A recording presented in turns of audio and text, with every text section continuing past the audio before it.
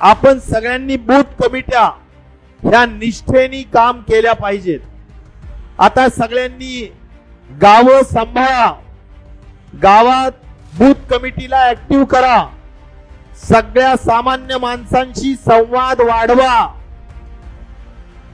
वर्तणूक सुधरा गावागावातली।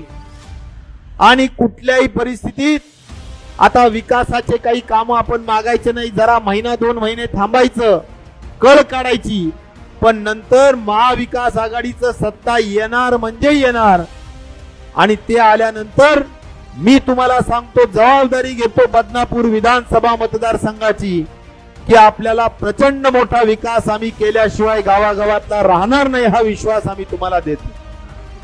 आणि त्यामुळं अभी नहीं तो कभी नहीं, अभी नहीं तो कभी नहीं या जिद्दीनं चिकाटीनं तुम्ही सगळ्यांनी लढवय्या बाणेनी लढलं पाहिजे आणि निकारीची लढाई केली पाहिजे। तुम्ही सगळे उमेदवार आहेत, या विचाराने आपण लढलं पाहिजे, तरच या उर्मट आणि तुम्हाला सगळ्यांना रोज ग्रामपंचायतला त्रास देणाऱ्या आमदाराला आपल्याला बदलता येऊ शकेल, हे तुम्हाला मला या ठिकाणी खात्रीपूर्वक सांगायचं।